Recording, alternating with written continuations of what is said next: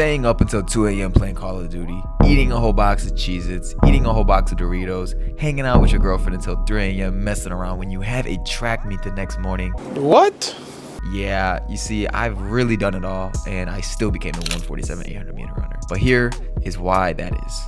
Now, before I get into this video, please do not attempt any of the previous activities I listed before, and especially do not do any of them before a track meet and expect to still drop a fast time in a race, because all those activities were performed throughout my track career. Not all at once, not all in college, not all in high school, not all in middle school. So please do not do any of that stuff seriously. I swear if I get any comments on some, Nico, I was up playing Fortnite till 5 a.m. and ran a 219 in your 800 video, you're the worst YouTube content creator ever, I swear I'm gonna be so mad. I swear. I am a man of extremes, meaning I go all in on anything that I do, which is a gift along with a curse. Allow me to explain. You see, me obtaining a scholarship to the University of Nebraska-Lincoln, it was 2020 COVID, and all of my friends gave up on their dreams to go D1 except for me. While everyone was throwing a pity party for themselves, I was up every other morning running 5 or 6 miles at 4 a.m., 5 a.m., lifting weights on some David Goggins stuff, journaling, praying, meditating. I was on full monk mode to try and get that scholarship to show up in the mail. I was doing anything and everything that it took in order to obtain that. I even quit football to run cross country, which for me was actually insane because football was my most favorite sport ever. And honestly, it still is, but I sacrificed that for the greater good of humanity. And for me, that was to get that track scholarship.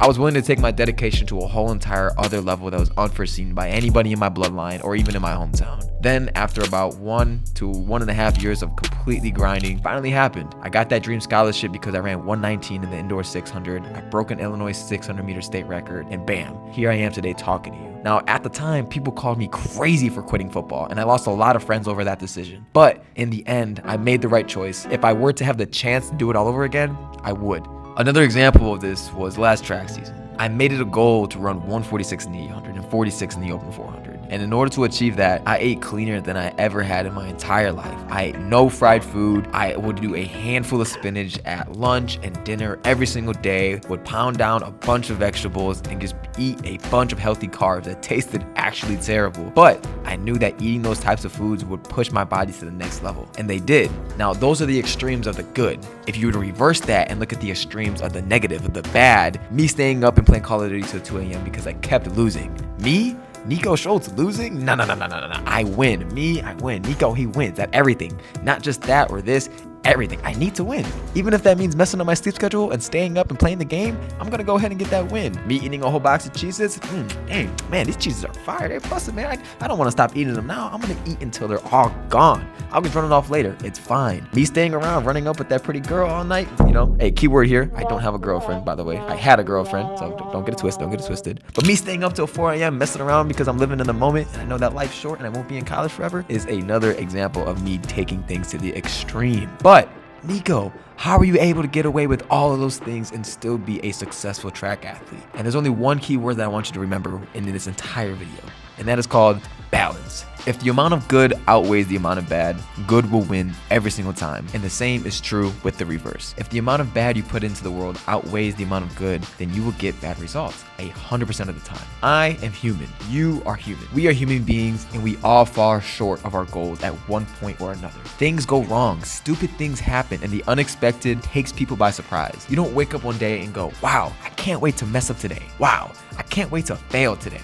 Wow, I can't wait to go and run slow on my 800 and go nowhere near my PR. Nobody says those things. Those things just sort of happen on their own naturally, and there's really nothing that you can do about it in the moment. But there is something you can do after the fact. You see, I have failed a numerous amount of times in my career at every single level of competition. High school, middle school, college, unattached, Big Ten championships, regional meets, national meets, you name it, and I have done good and I have done bad. And each competition holds its own weight and hurts in its own unique way. But the most painful losses were the ones that I knew were self-inflicted. As I mentioned before, me staying up late, me eating like trash, me not recovering my body properly and not getting the sleep that I need. Those were the easiest ways to fall short of my goals and your goals. Your mind will fail you before your body does. And those moments of failure have pushed me to become the strongest version of myself, both mentally and physically, that I wake up every single morning hungry for success. Reminder, not motivated, not happy, but hungry and driven for the future, me to to be successful and becoming the best version of myself on that track with this content and as a human being. You see, all things in this world align with one another, and when I am aligned with everything else in my personal life, whether that is school, whether that is with content, whether that is with my personal relationships, my career goals always seem to follow suit. And after making those mistakes, it gives me a new perspective. I know now the importance of sleep, diet, discipline. I now know how the average 18, 19, 20, and 21-year-old lives their lives. And I do not want to be like that. I don't want to be average. I want to be the best to ever do it, actually. And I want to walk into track meets and have other athletes fear me because they know what I am capable of running on that track. If you wake up every single day with that hunger, you will elevate yourself to new heights you did not even know were capable from before. In pursuit of this success, I found out what works and I found out what does not work. For example, last season when I was eating a very strict diet, I found myself being hungry 24/7 and hating to eat food, which led to a calorie deficit and led to me not having a sufficient enough energy amount of practice, and it even made me start hating food just all in general, and it was terrible. It was a terrible feeling, and I don't want to have to experience that again, which is why I switched my diet from 100% strict to 75% strict and 25% of eating whatever I want to make it sustainable and to make it fun. Instead of me going to bed at 9 a.m. every single night and living like a monk, I now go to bed around 10 p.m., 10:30, play video games from around 9 to 10 and relieve stress and not take things so seriously. Because as I mentioned before, I go all in, so I have to find a way to mediate that. And people think success happens overnight, but the growth happens so slow that you are not able to notice it until months later, sometimes even years later. If you are serious about becoming great, you have to learn yourself. You have to create a formula that works best for you. And that is my formula. I hope that my shortcomings and my successes can help motivate you to chase your goals in life. Remember, people don't care about how you feel. All they care about is your results. Your goals don't care about your feelings. So you've got to stay focused by any means necessary so that your future self can be proud of the work that you put in right now. This has been Nico Schultz. Go get your dreams. Go ahead and chase after it. Peace.